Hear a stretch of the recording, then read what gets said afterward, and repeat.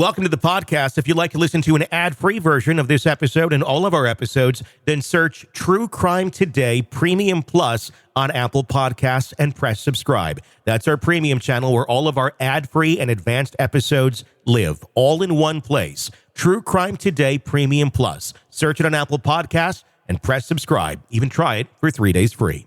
Every smile hides a secret, and some of them are deadly. Welcome to Hidden Killers with Tony Bruschi, featuring retired FBI Special Agent and Chief of the Counterintelligence Behavioral Analysis Program, Robin Dreeke. It has been one thing after another of weak evidence that can easily be questioned and so reasonable down. Looking at some of the questions, that were answered and asked here in his interrogation, how do you explain the cartridge found at the scene matching your gun? Meaning actually the bullet. I don't even know how my bullet would have gotten out there if that's my bullet. There's no way. That's Richard Allen's answer. Then are you the mastermind behind this? And he kind of laughs and goes, mastermind. Do you know Ron Logan? No, which Ron Logan is dead. It was his property. There was a lot of questions of if it was Ron Logan, which it may be. Again, never been charged. But he's dead. What do you want to tell? What want me to tell the prosecutor? I want you to tell them whatever you want to tell them. Again, asked again, how did the bullet from the gun get there? I don't know. Were you the last person to contact Abby and Libby? I never met them. Just a barrage of I don't know what you're talking about. Now, if you're guilty, you don't want to put yourself there, but this whole thing just doesn't read like somebody trying to be evasive. It reads like somebody who's getting pushed into a corner, and eventually they want to make him guilty, and he's getting pissed because he sees what's going on, and eventually is like, no, you're effing crazy. This is not, I'm done. I'm done with this. And he walks out. I mean, you were just talking about that. The way that they conducted this interview was not in any way that it's going to benefit this case or get any sort of information out of him that's incriminating. No, there's a few things in just the transcript we have. I'm looking at the one you are that struck me. So right at the very beginning of it, I thought his non-direct answers to specific questions was a little alarming, very minorly. But there's a few things that really got me on this one is he disclosed he had suicidal thoughts. Sure. That shows a level of transparency that typically people that are trying to hide things typically don't do. Yeah.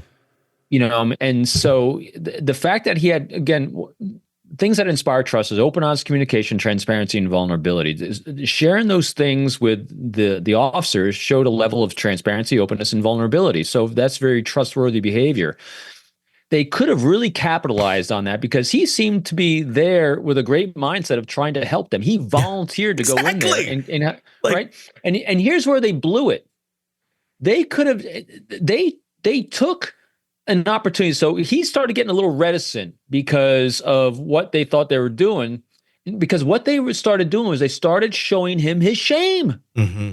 He's got stuff. There's stuff on my phone I might not want you to see on my computers. In other words, porn, something like that he's afraid, as every human being is he's going to be shown his shame. Because as an investigator, I'm telling you, everyone's got something no one wants to see. Sure. It's not like you're killing someone. No, it's like it's criminal either. I mean, it's just embarrassing. So they could have done a very simple thing called a rationalization, projections, and minimizers. A great investigative technique where they can let him know, like, listen, we know there's going to be stuff on there because we see things like this all the time. We're not looking to shame you because, again, this kind of stuff is very common. We just want to have some transparency so we can rule you out. So if you're willing to do this, we just want to look for X, Y, and Z. Let him feel safe that it's okay to share, that you're not going to be shamed or accused of something else because we're just doing our due diligence to rule you out. In other words, if they kept him on that before he had the perception that he's being pushed off the cliff of being a subject, they had a great opportunity to have the transparency they really needed to rule him out, and they wasted it.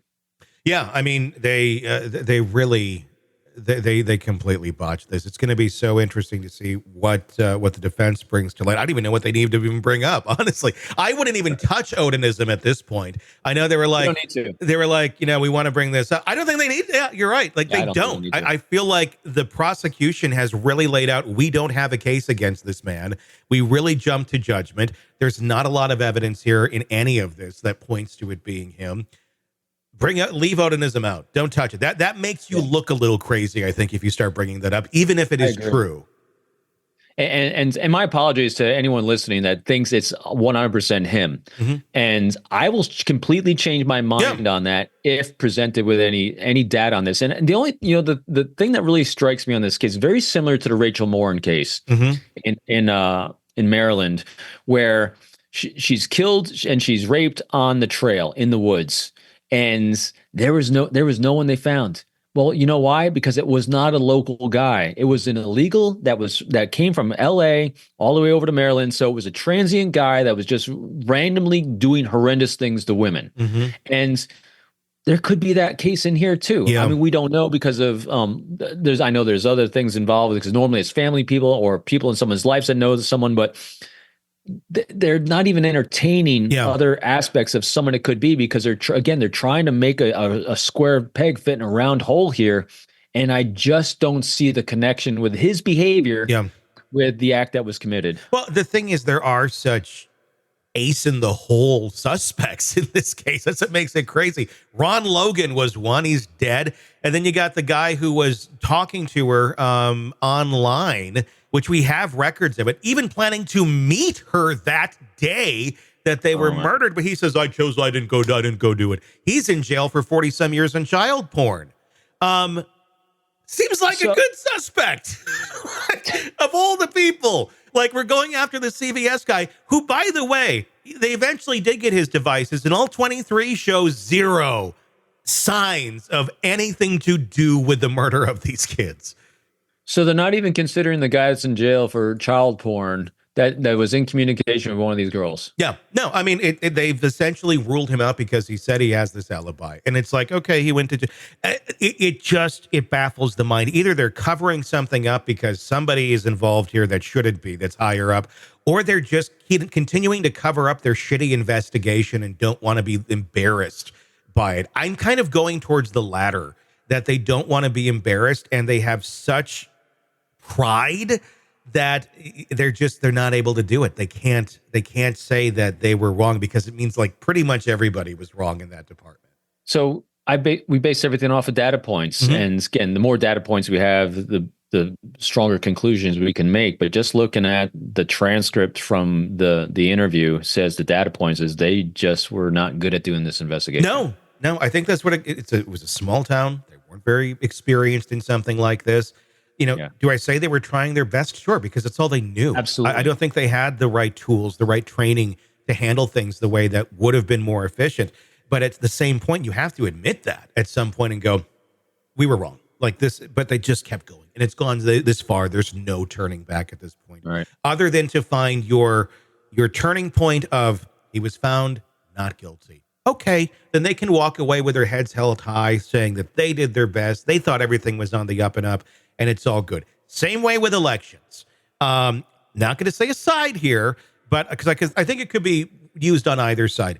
If you're a person and you're just so diehard on them, no matter what sort of horrible, crazy shit this person has said, according to your viewpoint, if they lose, that's your off ramp. You don't have to admit that you were wrong. You don't have to admit that all these horrible things you were getting behind. They're done. Well, it's in the past, and then that's the off-ramp, and it's a safe exit. Some people dig themselves into shit so deep that they need that off-ramp to come up at some point in time, no matter how deep they have to keep going to get there, but eventually they get there, and I think that's what's happening with Delphi. Unfortunately, we got to, as always, go back to the victims' families in this one. And, I mean, no matter what the outcome of this is, do you think the victims' families might have peace that they have a result they can live with, that they know what happened? Well, they know what happened. I mean, I thought it was the testimony the other day was pretty grisly about how the girls died, how long it took and things like that. And so, but the who in it, no matter what the jury comes back with, are you going to be convinced of the who was found right? No, I think if they convict him, I think there's still questions. If they find him innocent, then that leaves it still out there. And I don't know how much of an investigation they're going to have after this, especially if it was kind of one of those lone wolves. I mean, granted, yes, statistically, it would be somebody that they knew or somebody that's been paying attention, something. But there are those lone wolves, like you said, Rachel Moore. It does happen. It's not completely impossible that there was just some nutcase that went through town that day, went for a walk and killed these kids. Without much evidence, what are you going to do? They didn't investigate it all that well either. So they missed a lot of opportunities on evidence. So it may just be an unsolved mystery by the end of the day, unless something else happens here. But I think if you convict Richard Allen, if you're the parents, I think I'd be really questioning that. And I don't think I'd feel good about that as a parent. I'm not in their shoes. I can't say that. It'd be a totally different world to be in. But I think I would still be like, did we really get the right guy, or did we just ruin another person's life just because we wanted to have justice? Because that's supposed to make us feel good, when in the end it really doesn't, because you're still not sure. I know. I hope at some point they have the resources, if he's found innocent, to go after who they could also now think it is. I would really like a deeper dive on the guy that was a pedophile in jail. I want to know his connections. I want to know who else he was talking to, because a lot of times those people do not operate together, and maybe it wasn't him. If his alibi stands up, Keegan Kline is his name, by the way. Never been charged. This is just pure conjecture, because it's really questionable. But if there's a network that he's with, I don't think it's crazy enough to say, hey, I told I was going to meet these girls down here. Why don't you go and say it's me? You don't go meet them. An alibi of a convicted pedophile. I wonder how reliable that is. Exactly. Yeah. I mean, none of it's reliable. But if you just try to dive into the twisted world of what else could have happened here, I think he's your prime suspect, at least having some knowledge of what the hell happened to these kids, whether he was the actual person or not. I don't think it gets any more in your face of, you were going to meet the girls that day. You are a child predator. And supposedly you didn't go meet the girls the day they were murdered. You didn't go. You chose not to. I don't buy it. There's something there, and I don't know why they don't want to investigate him further. If he's connected to somebody, I don't know. There's too many questions and too many bad actors in this. Remember, red flags are smoke, and that guy's got 2 red flags, and that is pedophile and was going to meet them. Richard Allen's one red flag was he was in the area, but it was negated by the fact that he said he was in the area. Yeah, he volunteered it. I don't know what to say. It just keeps going. The defense, of course, we're going to watch. I'll keep you up to date every day on how all of that plays out in Delphi, Indiana.